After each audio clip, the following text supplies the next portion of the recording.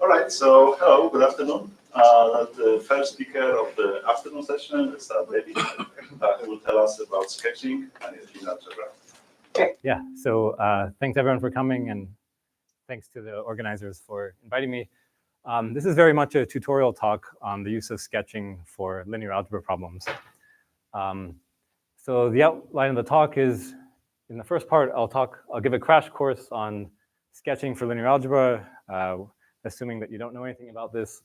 And then with whatever time I have left, I'll cover recent research results. So, okay, let me start off with the simple problem of preserving the norm of a vector. So you have some high-dimensional vector v, okay, an r to the d.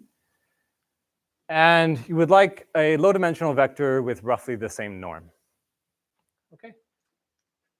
And one way to get that, as I'm sure many of you have seen before, is if you take a Gaussian vector g in r to the d.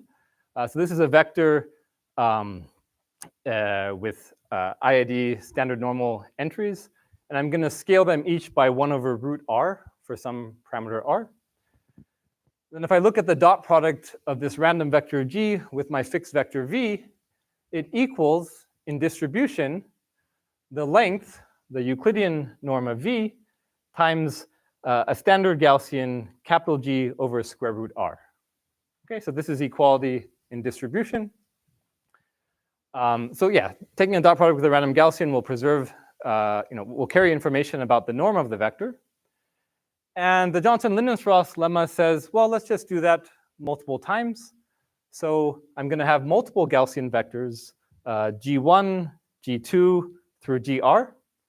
I'm going to arrange these Gaussian vectors in a matrix S. Okay, so S is going to look like g1, g2 through gr. This is S. And I'm going to compute S times v. Okay, so that's what this is doing. And so the entries of this new vector S times v, which is only r-dimensional, correspond to these r dot products with these Gaussians. And what the Johnson-Lindenstrass lemma says is that if I choose r to be order 1 over epsilon squared log 1 over delta, then I have that the probability that the squared length of the small vector S times v is within 1 plus or minus epsilon of the squared length of v is at least 1 minus delta. Okay. So I can preserve the norm of a fixed vector. That's not very interesting. Please feel free to stop me at any time. I can also preserve dot products. And in fact, the whole Euclidean geometry of a collection of vectors. So what we just saw is for a unit vector v, the probability the squared norm of SV is within 1 plus or minus epsilon times 1 is at least 1 minus delta.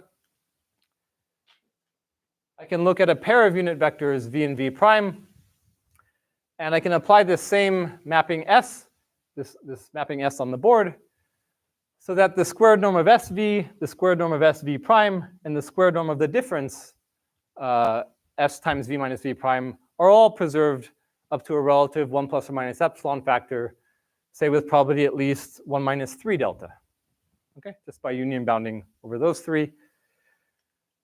And if I have that event, then I can look at the squared norm of S times v minus v prime, which is the squared norm of SV plus the squared norm of SV prime minus twice the dot product of SV and SV prime. I can also look at the squared norm of v minus v prime, which is the squared norm of v plus the squared norm of v prime minus twice the dot product between v and v prime. And so you see here that if I have norm preservation, I also have dot product preservation. Because if I look at the square norm of v minus v prime, v and v prime are unit vectors. So this squared norm is at most 4. And the square norm of s times v minus v prime is the same as this squared norm up to 1 plus or minus epsilon, which is additive error at most 4 times epsilon. These two norms are the same up to additive error epsilon. These two are the same up to additive error epsilon. So if I take the difference of these two equations, then I see that my dot product between v and v prime is preserved in the sketch space. So the dot product between SV and SV prime is the same as the original dot product up to additive order epsilon with, say, probability 1 minus order delta. And that was for unit vectors, v and v prime. And so by linearity, for not necessarily unit vectors, v and v prime, for arbitrary vectors, I get that the dot product of the sketch, SV and SV prime, is equal to the dot product of the original vectors up to plus or minus order epsilon times the product of the norms of v and v prime, right? Because if I just divide out by the norms and put them over here, then I get unit vectors, and I can apply the above. Okay, so this shows that this sketch preserves dot products between two fixed vectors. Okay, that's also not super interesting. So let's look at maybe the next step, which is preserving a matrix product. So now let's let A and B be matrices with the same number of rows. Okay. They might have a different number of columns. So let the columns of A be A1 through AD, and the columns of B be B1 through BE. And what I know from the previous slide is that if I choose my Gaussian matrix S to have 1 over epsilon times log n rows, then I can look at any pair of dot products between a column AI of A and a column BJ of B, and I can have that the sketch dot product SAI dot SBJ is within an additive, here it's epsilon to the 1/2 times the norm of AI, ith column of A, times the norm of the jth column of B. Here it's epsilon to the 1/2 because I'm using 1 over epsilon rows here. Okay? And I just set delta to be 1 over n squared on the previous slide, and I union bound over all n squared pairs of I and j. Okay, that's how I got this bound. So I'm preserving all pairs of dot products between columns of A and B, and that's really all you need to preserve a matrix product. So if I want to look at approximating the matrix product A transpose B, right, so B and A have the same number of rows, so this product is well defined. I can look at approximating this large matrix product with a sketch matrix product, right? Sketch each of the columns of B by computing S times B. And I correspondingly compute S times A, and I look at A transpose SB, and I'd like that matrix to be close to A transpose B. Okay, where my error is going to be the squared Frobenius norm, which is just the sum of squares of differences of all the entries. If I look at the ijth entry, well, it's just the square difference between the dot product of the ith column of A and the jth column of B, and the sketched dot product. So the sketch ith column of B, sketch ith column of A and sketch jth column of B. Okay, so sum of squares of those differences. And we just said that S has this property that it's going to preserve all pairs of dot products. So I can upper bound each sum end in this expression, this square difference, as the square of epsilon to the 1/2 times the norm of AI times the norm of BJ. And yeah, I can pull out the epsilon to the 1/2 gets squared. When I sum over all j, I'm just summing the squared norms of all the columns of B. That gives me the squared Frobenius norm of B.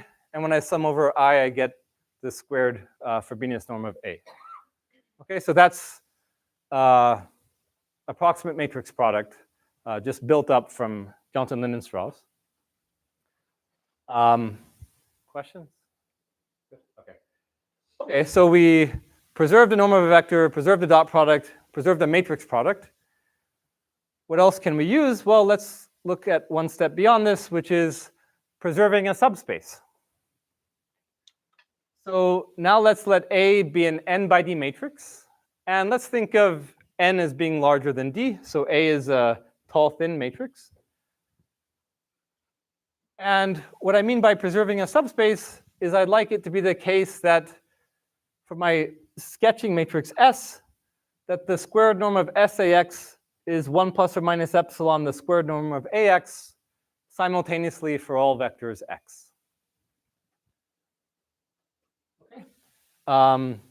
So you know, it holds simultaneously for every vector X. How do I achieve this? Well, you know, one thing I can note is that since I'm going to show this holds for all vectors AX, the choice of basis for A really doesn't matter, right? I can, as long as I choose any basis for the same column span of A, if I show it for this other basis, then it's also true for the original basis, because I'm ranging over the same set, you know, all the vectors in the column span of A. So instead of working directly with A, which is n by d, let's work with an orthonormal basis for A, which I'm going to call U. Okay. So yeah, U is an orthonormal basis for the column span of A. And as we said, the choice of basis doesn't matter, so all I need to show is the squared norm of SUX is 1 plus or minus epsilon the squared norm of UX for all X. Right. Now, U is an orthonormal basis. So this is the same as showing this for all X. Okay. U preserves lengths. Now, one other thing to note here is that if you show this for all unit vectors X, then it also holds for all X just by linearity, right? So all I have to do is show this statement for all unit vectors X. Okay, and so X is a unit vector. I'm just showing that the squared norm of SUX is 1 plus or minus epsilon for all unit X. Okay, how can we show this? Well, the claim is that this statement is implied by showing that the operator norm of the matrix I minus U transpose S transpose SU is at most epsilon. Okay. So why is this? Because what the operator norm will imply is that this means that for all X, X transpose X, or let me write it slowly, X transpose IX minus X transpose U transpose S transpose SUX is less than or equal to epsilon. Okay, if there were an X for which this were not true, it would imply that, you know, the operator norm, which is the max over all X, would be larger than epsilon. Okay, so I just need to show this statement. I just need to show this statement because then it will imply this statement. And this statement is all I need because this is the same as for all X, you know, the squared norm of X, which is 1 because we have a unit vector, minus the squared norm of SUX is at most epsilon, right? So here, since X is a unit vector, this is 1 minus the squared norm of SUX is at most epsilon. And this is exactly saying that the squared norm of SUX is within 1 plus or minus epsilon. Okay, so really, we've just reduced it to this operator norm statement. Now, the operator norm is, any questions about that? Right, so yeah, this is a symmetric matrix. So the operator norm is realized by multiplying on the left and the right by the same vector X. The operator norm is the supremum over unit vectors. So that's all I've done on this line. And I just observe that, this is equivalent to the guarantee that we want. So if we show this, then we get our guarantee. Yeah? Question? No. Okay, well, operator norm is not the easiest norm to work with. I mean, it's the supremum over all unit vectors x. But the nice thing is the operator norm is upper bounded by the Frobenius norm. So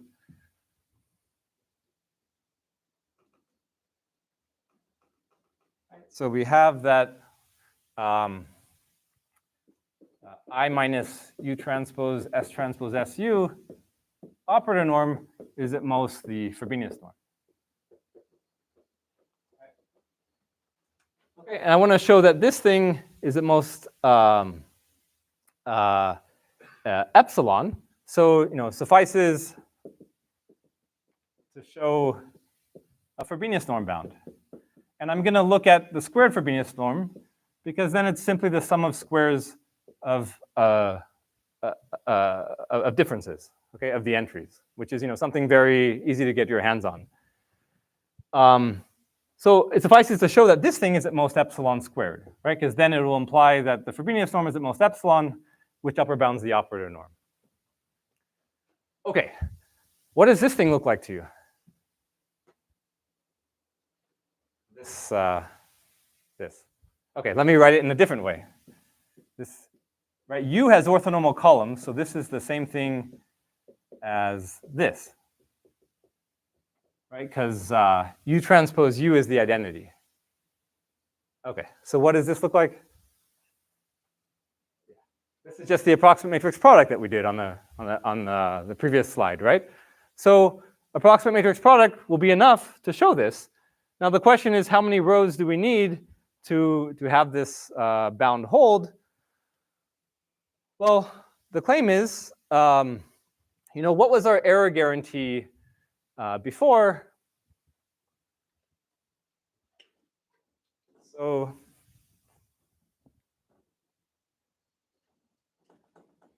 yeah, what we said is, if S has, let me call it alpha, 1 over alpha log n rows, then we get that A transpose B minus A transpose S transpose SB Frobenius norm squared. This was at most alpha squared Frobenius norm of A, squared Frobenius norm of B. Okay, this was our general approximate matrix product result. And now what do we need to apply it to? Well, we should apply it to A equals B equals U. And so the first thing we should understand is, what is the norm of the Frobenius norm squared of A and B? Does anyone know? So U has orthonormal columns. It's n by d, right? What is its squared Frobenius norm? What is it? D squared. Not d squared. What is it? Not square root d either. Something in between, right? D, yeah. Okay, right. So the sum of squares of each column is a unit vector, right? So the sum of squares of the d columns gives me norm d. So this is d, right? We want to apply it to this. So if this squared norm is d, this is going to be alpha squared times d squared. And what we said is we need this to be at most epsilon squared. So less than or equal to epsilon squared. And so this just tells us that alpha squared is epsilon squared over d squared. Okay. And so my number of rows for my subspace, preserving a whole subspace, which is called a subspace embedding, if I just plug this in here, I get d squared over epsilon squared log n rows. Okay, question, yeah. Is it times like in the middle you switch norms? Do you lose Yeah, no, it's not tight at all. Yeah, but I just wanted to build this up from first principles. Yeah, so just using that Johnson-Lindenstrauss argument, this gives you already d squared over epsilon squared log n. The type bound for Gaussians is d over epsilon squared. Yeah, I'm going to mention some other sketching matrices too. So, any other questions? Okay, so now we can preserve a subspace. Why might you want to preserve a subspace? What can you do with that? Okay, well, let's look at a classical problem in statistics or machine learning, maybe the simplest learning model, which is regression. Okay, so in regression, we're given an n by d matrix A. N by d. And think of the rows here as being examples, okay? In some, machine learning problem. Well, they're just points in R to the d, okay? And the columns are features.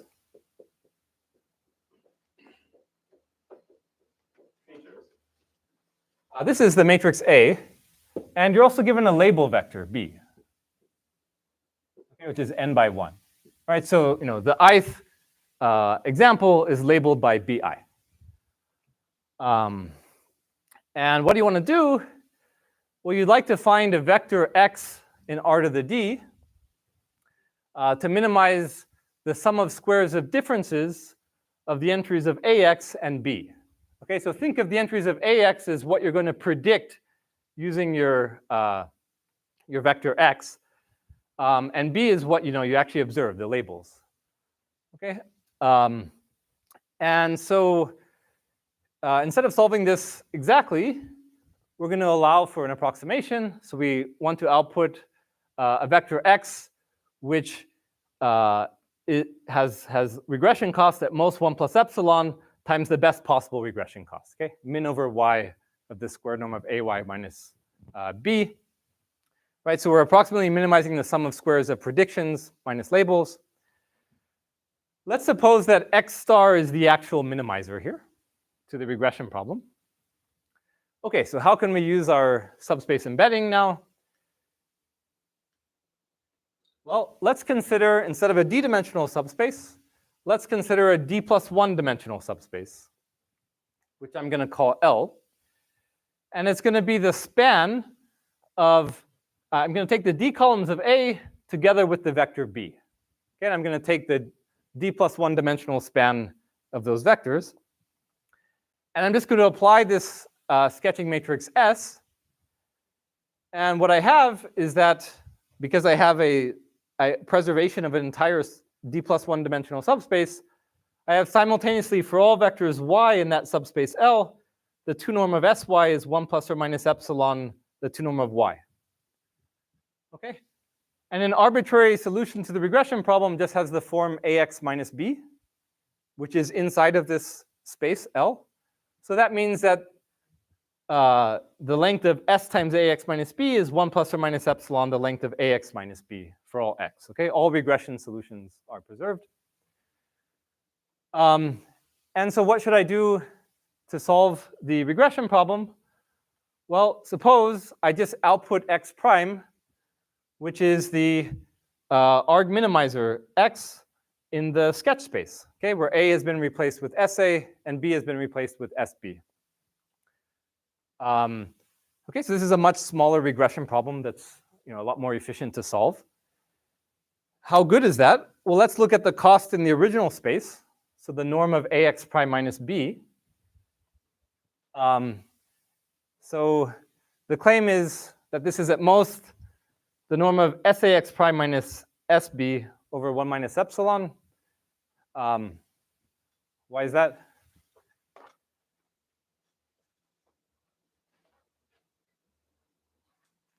Well, it's just because that S is a subspace embedding, right? So the norm of sax prime minus sb is at least, moving this over, 1 minus epsilon, the norm of ax prime minus b. What is this next inequality? Well, x prime is the minimizer in the sketch space. So the cost can only go up if I plug in the actual minimizer in the original space, x star. What is the next inequality? This is just the other direction of the subspace embedding. But in fact, we only need it for this vector x star. So it says that the norm of SAX star minus SB is at most 1 plus epsilon, the norm of AX star minus B. And 1 plus epsilon over 1 minus epsilon is 1 plus order epsilon. Okay, so we get that the cost of using our approximate solution is at most 1 plus order epsilon times the optimal. Okay, so that was regression. Right, and so in the regression, you just want to summarize your entire data set with this vector x prime, so that if someone comes along in the future and gives you some point p that doesn't have a label, then you can predict its label like this, and hopefully you do a good job in your prediction. Okay, so there are a lot of issues with this, and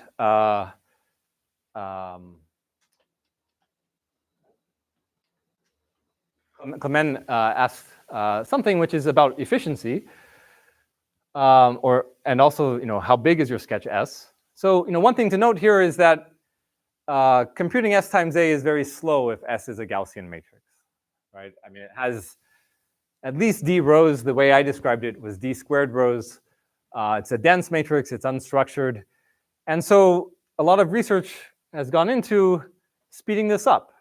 And so a natural idea is to try to choose your sketching matrix S for more structured families of random matrices. And so Sarlos was the first to do this. And he suggested choosing S to be a fast Johnson-Lindenstrauss transform, or what's called a subsampled randomized Hadamard transform. And the point about this, and I'll discuss it more in a minute, is that S times A can be computed very quickly now in nd log n time. And one thing we did with Clarkson, about 10 years ago, is if S is a count sketch, another family of random matrices, you can compute S times A in n and z of A time, where A is the number of non-zero entries of your matrix A. So let me talk a little bit about these more efficient methods. So the randomized Hadamard transform that Sarlos introduced in this context, the sketching matrices S look like P times H times D. And let me just draw them for you.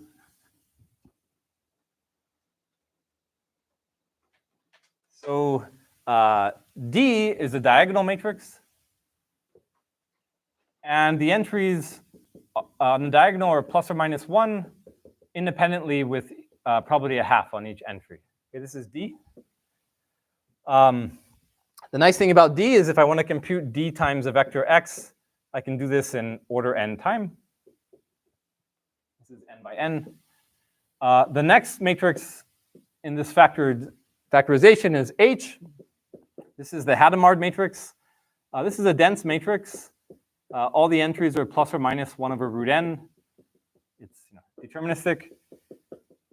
The nice thing is you can compute H times X quickly in order n log n time.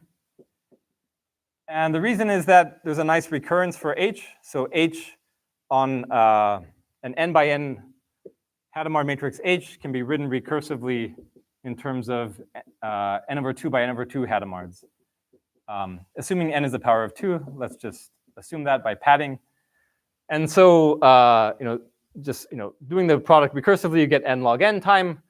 And finally, there's a P matrix here with just samples. Okay, so the first row is going to sample one row of H times D. It'll have a 1 somewhere. The second row will have a 1 for a different sampled row, and so on. Okay, so this is just uniformly sampling entries. And so this is even sublinear time, little o of n time to apply. Okay, so the dimensionality reduction is coming from P. So these two matrices are n by n. They don't do anything in terms of dimension. P reduces the dimension to d over epsilon squared. N And yeah, so the nice thing here is, as we said, S times A and S times B can be computed in ND log n time, because it takes n log n time to apply to one column vector of A, and there are D column vectors in total. Now this bound on the dimension, which is d over epsilon squared in P, it beats the earlier d squared over epsilon squared log n bound I was talking about. And it's precisely for a reason that you guys pointed out, which is that it is lossy to upper bound this operator norm by Frobenius norm. And so a better thing to do is to use what's called a matrix Chernoff bound. And by using that, you can get roughly d over epsilon squared rows up to log factors. I mean, the idea here really is that P is just uniformly sampling entries, and H times D is taking a vector in your subspace and spreading the Euclidean mass across all the entries. Okay, and so therefore uniform sampling will actually work. You don't have to worry about missing, a large non-zero entry. That's the idea. And combining this with regression, you can solve regression in ND log n plus poly d over epsilon log n time. Okay, so that's subsample randomized Hadamard. Count sketch, another structured random family of matrices. So here, the number of rows really is d squared over epsilon squared, close to our earlier bound. The nice thing about count sketch is that the matrix S has a single non-zero entry per column. Okay, so the way you generate this is for each of the n columns, choose the location uniformly at random for a non-zero entry, and put plus or minus 1 there with equal probability. Okay, and so you can think of this sketching matrix S as hashing rows into buckets. So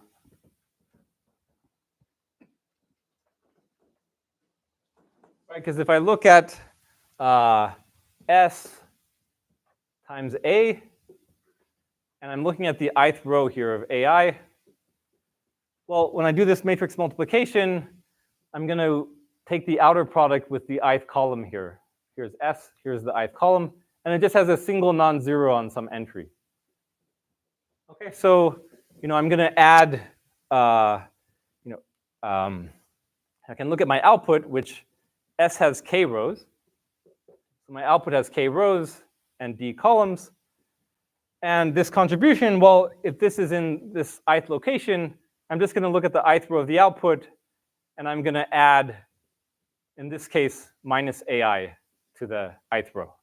Okay, so I can walk through the rows one at a time, and you see I just scale the row by plus or minus 1, add it to the appropriate row in the output. So I can think of the rows in the output as being hash buckets.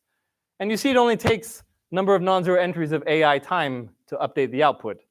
So the total time across all the rows is number of non-zero entries of the matrix. Yeah, so that's the nice thing about SA. It can be computed in this time. And one thing I want to mention is that this general framework I built up from Johnson-Lindenstrass, it required actually preserving all pairs of dot products between columns of a matrix A and a matrix B when doing approximate matrix product. And that's actually really bad for count sketch, because actually, if you apply count sketch matrix S to a fixed vector, the dimension depends linearly on the failure probability, linearly on 1 over delta. So if I wanted to union bound over n squared pairs of columns of A and B, I'd have to set delta to be extremely small, and I'd have a sketching dimension n squared, which is horrible. But what you can do is you can go through that approximate matrix product proof, and instead of preserving all pairs of dot products, you can just give a second moment argument. You can look at the expectation, you can look at the variance. It's okay if some of those dot products are not preserved, as long as overall the Frobenius norm is what you want it to be. Okay, and by doing that, you don't need such a high, such a good dependence on the failure probability. It's okay that you just have linear on 1 over delta. Okay, so that's how you fix that. And yeah, combining this with regression, you can solve it in number of non-zero entries of A plus poly D over epsilon time. Okay. So that's count sketch. I wanted to mention a few other uses of sketching. So here's the regression problem again. We want to output x prime, which gives us a 1 plus epsilon approximation to least squares regression. All the algorithms that we've seen so far, they have running time, which is polynomial in d over epsilon. But for a lot of applications, you might want a dependence on epsilon, which is logarithmic. So maybe poly d times log 1 over epsilon. Okay, this comes up a lot in interior point methods. For example, in linear programming, in each iteration, you're solving an equation. And state-of-the-art methods use sketching to solve those equations, use least squares sketching, and you really need a dependence on the failure probability, which is logarithmic, because a dependence on the error, which is logarithmic, because this error accumulates across iterations and so on. So how can we get a log 1 over epsilon dependence? Well, a lot of algorithms, like descent methods, they depend on the condition number of your matrix A, which for our purposes is just going to be the max singular value over the min singular value. So the sup over unit vectors x of the norm of ax over the min over unit vectors x of ax. So a lot of algorithms depend polynomially on the condition number.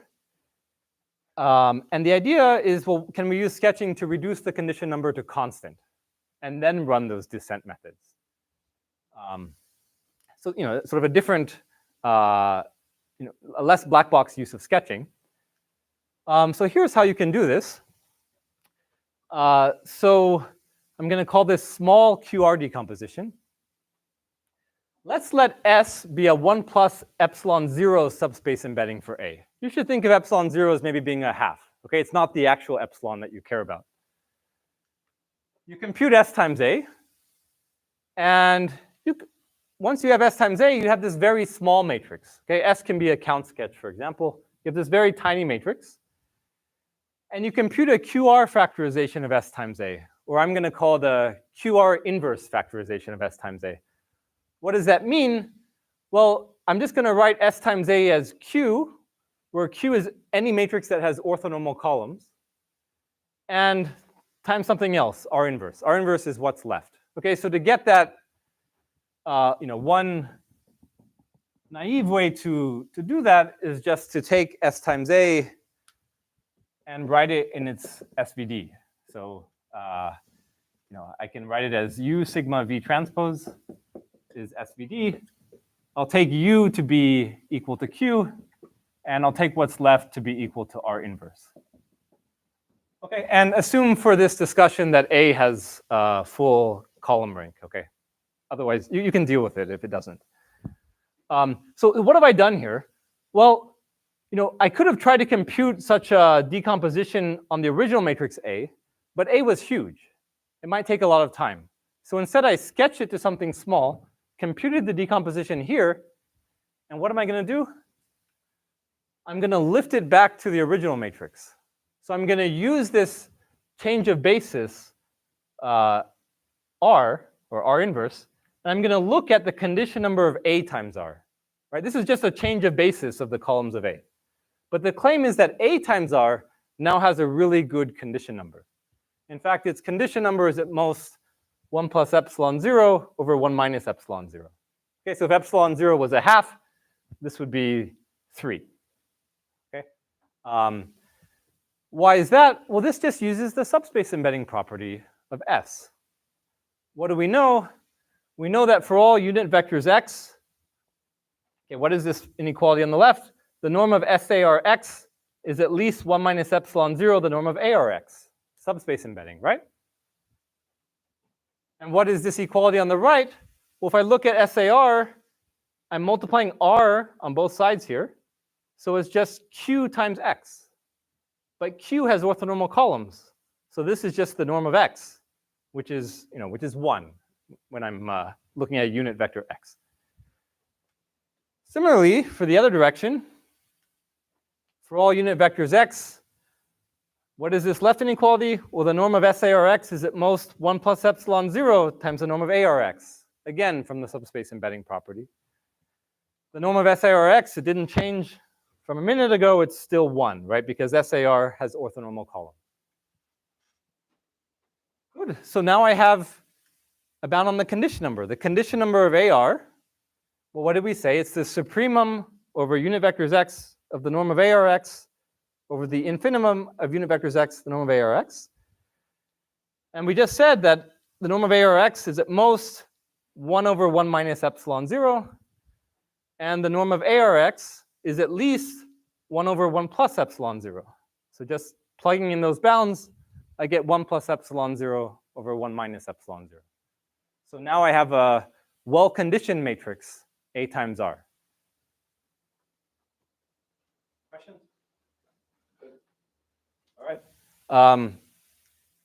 Okay, so now can I just plug this into, say, the gradient descent framework? And here's how you can do that. So let's let S be a 1 plus epsilon 0 subspace embedding for A times R, or equivalently A. They have the same column span. In gradient descent, what you need to do is start with some initial solution, right? We're trying to solve regression.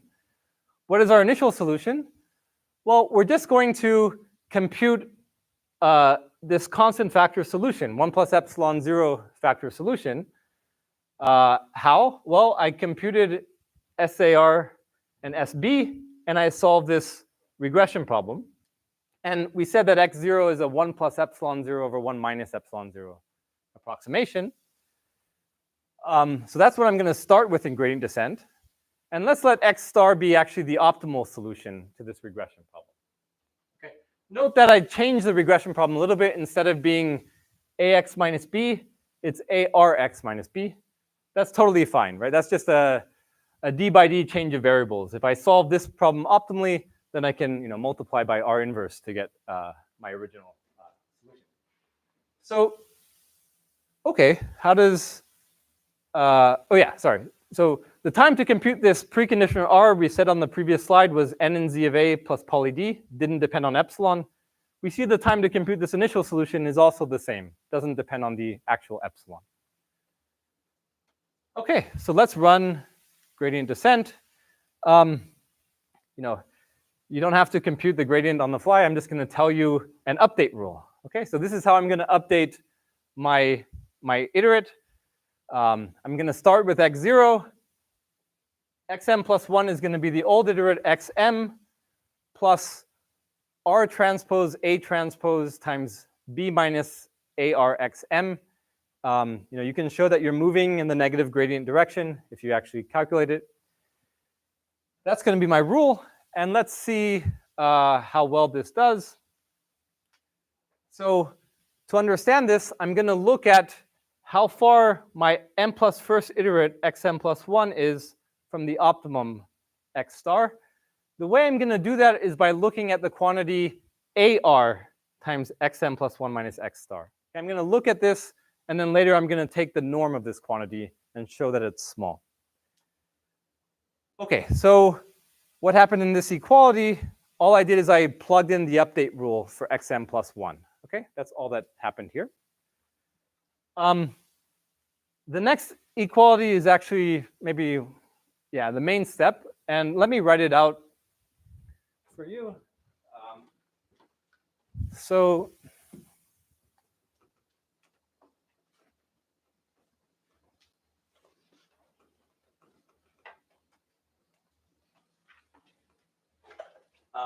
Okay, so the claim here is that AR xm plus R transpose A transpose B minus AR xm minus x star is equal to something, is equal to AR minus AR R transpose A transpose AR xm minus x star. And so this is mostly just algebra. So I'm going to take what's on top here and let me, is this true? So let me write this as AR XM minus AR X star plus AR R transpose A transpose B minus AR R transpose A transpose AR XM. That's this first thing. The second thing, I'm just going to compare terms. So this one is AR XM minus AR X star. And then I get minus AR R transpose A transpose AR XM. And then I get plus AR R transpose A transpose AR X star. And if you compare these terms, the AR XMs cancel, the AR X stars cancel. What else happened here? Yeah, so this was XM. Sorry, it's not clear. These two terms are the same. And so really all you're left with showing is AR R transpose A transpose B equal to AR R transpose A transpose AR X star? Okay, that's the question you're left with. This will be true if, without applying AR, it's true. And this final equation here, this is actually just called the normal equation. Okay, normal here meaning perpendicular. This is an equation that has to hold at optimality. Okay, so oh, sorry, there's a typo here on the slide. So this is the equation that it should say on the slide. Okay, this final equation here. Yeah. So yeah, this should not be here. This AR. Okay, so that's the normal equation, and that comes from just by setting the gradient to be 0. Okay, so if you have that equation, this equality holds. The next equality comes from just taking AR and writing it in its SVD. So U sigma V transpose is the SVD of AR. And what happens on this line? Well, I have AR minus AR R transpose. No, this is AR transpose times AR. So this has the same SVD, except the sigma is replaced with sigma cubed. So I get U times sigma minus sigma cubed times V transpose times XM minus X star. Okay? Here, U sigma V transpose was just the SVD of AR. Okay. So what do we know about sigma minus sigma cubed, though? We haven't actually used that AR is well conditioned yet. Now that we have that it's well conditioned, what are all the singular values roughly? They're all close to 1, right? And so the singular values of sigma cubed are also all close to 1. So I take the difference of sigma minus sigma cubed, and I'm going to get something that's actually order epsilon 0. That's the point here. Okay, so if I then take the norm of this quantity, the norm of AR XM plus 1 minus X star, by this chain of equalities, it's the same as this norm. I just dropped the U because it's orthonormal. And sigma minus sigma cubed, all the singular values are at most order epsilon 0. Okay, so let me write this last step here.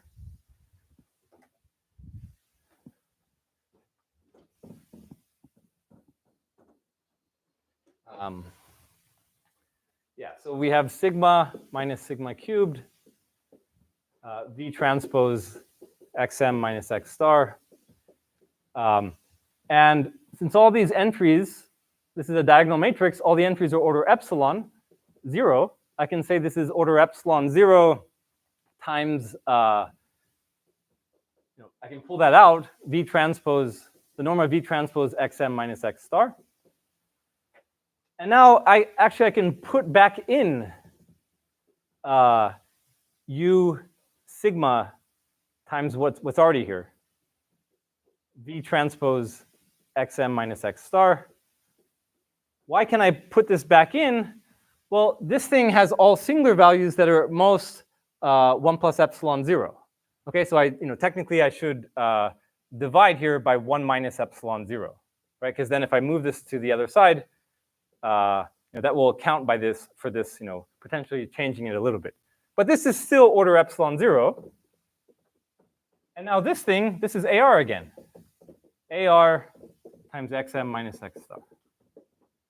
Okay, so what we've really shown is a connection from the m plus first iteration to the nth iteration, where the norm in the m plus first iteration goes down by an epsilon 0 factor. If we set epsilon 0 to be a small enough constant, it means if we do this repeatedly, then after m equals order log 1 over epsilon, where that's our actual epsilon iterations, then we'll actually have that this norm is order the real epsilon times the norm of AR x0 minus x star.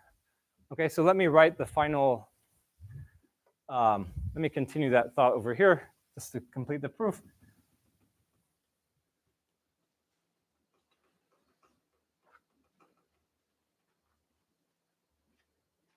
Okay, so what we have is, if m is order log 1 over epsilon,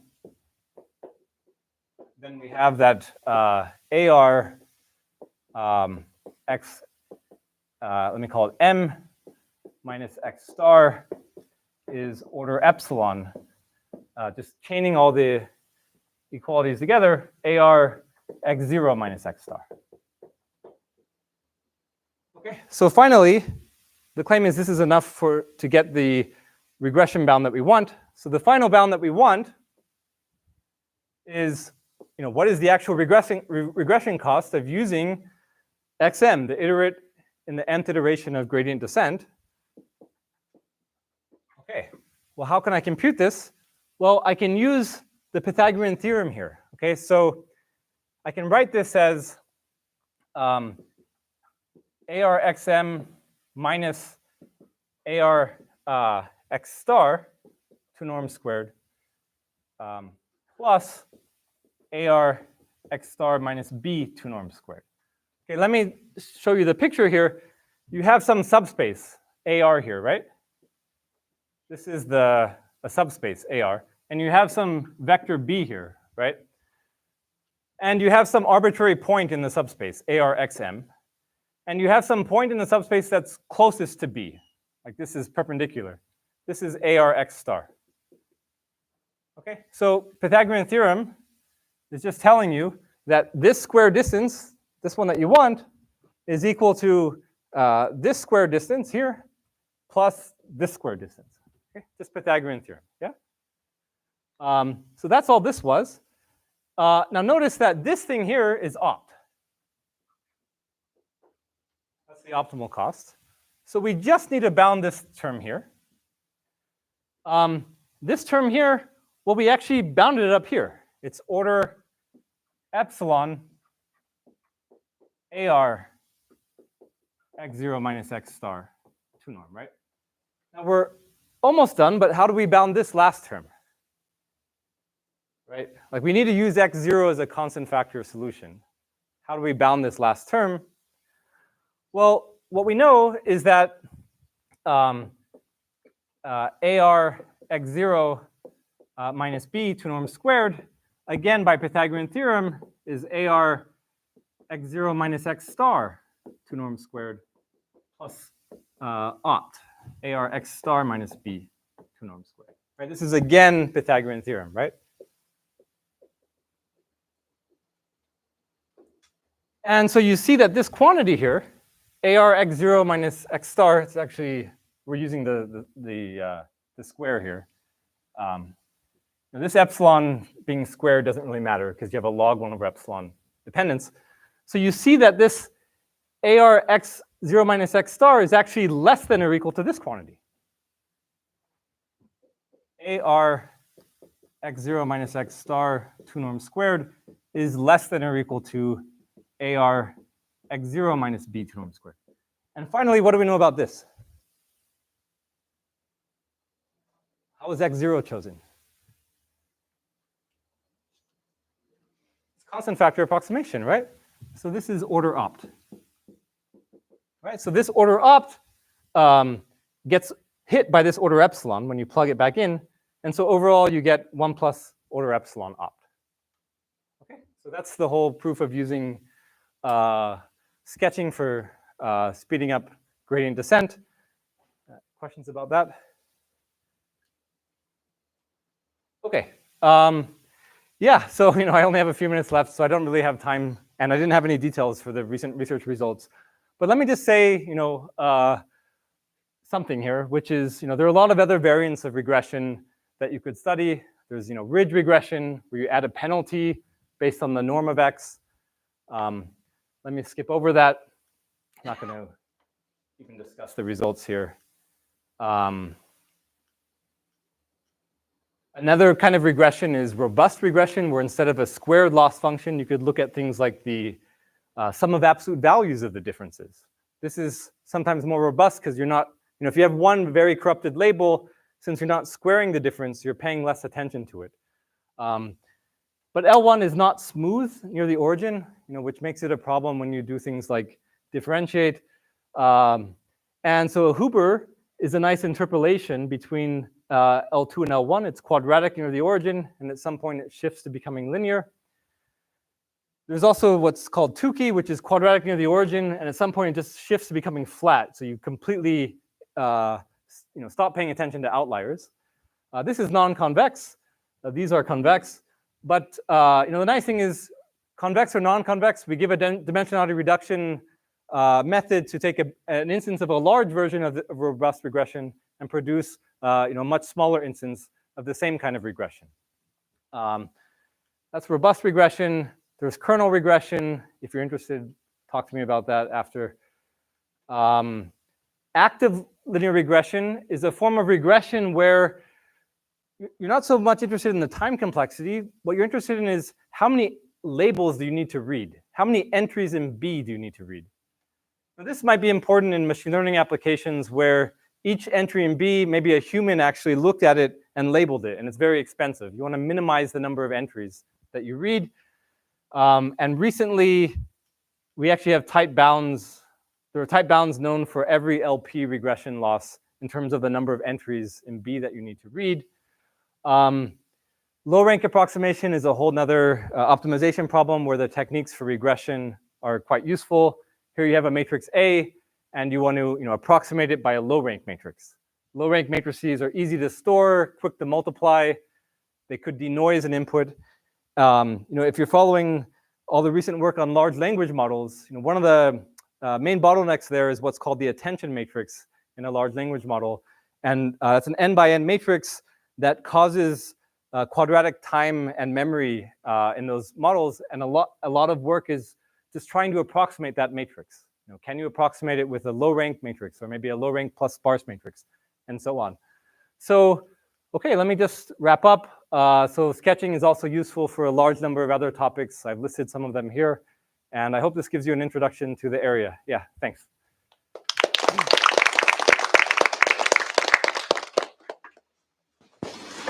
Questions? Yeah. Sorry, I don't think I actually caught how we pick x0. What is the constant? Oh, x0 in the gradient descent algorithm? Yeah, I can go back to that. So that was done with a constant factor.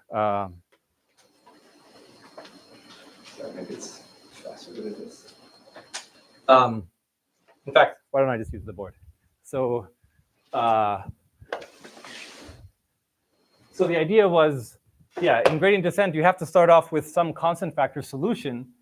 So why not just use sketching? So the problem you're trying to solve is the min over x of arx minus b. And one way to solve that is to use one of these sketches, like Gaussian or count sketch. So I'm going to replace it with SARX minus SB.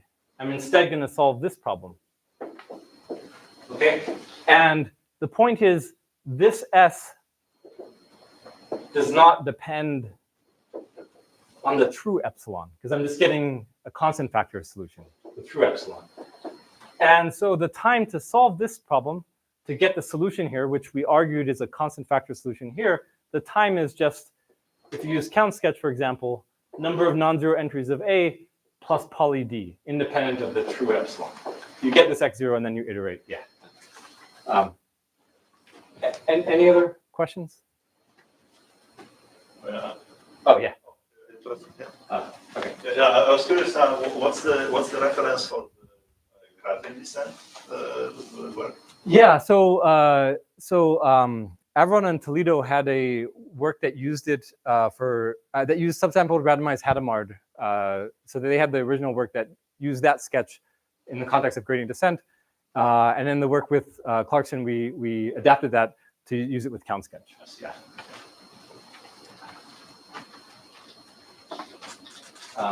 Any other questions?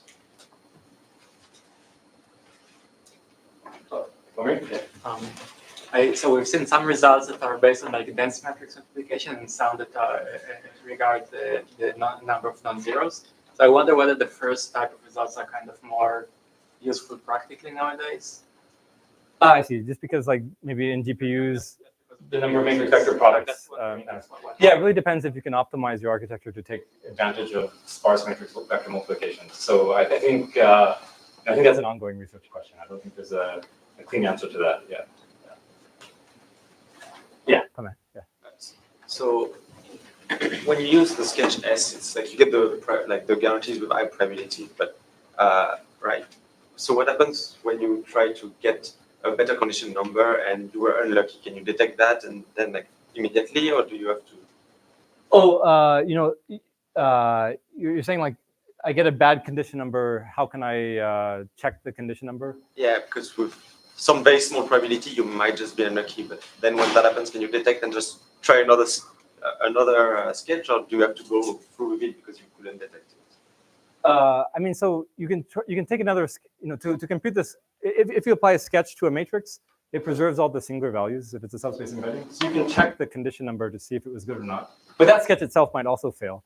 So another thing is you just run the regression problem multiple times, get all your solutions, and take the one that's best, right? The usual failure probability amplification. Yeah. Like I'm not sure of a Las Vegas algorithm if that's what you're asking about. Yeah.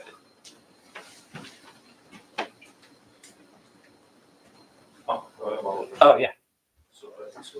So this like random matrix stuff makes me think of that one Lyman conjecture on the 0-1 matrix. It's like the asymptotics on that.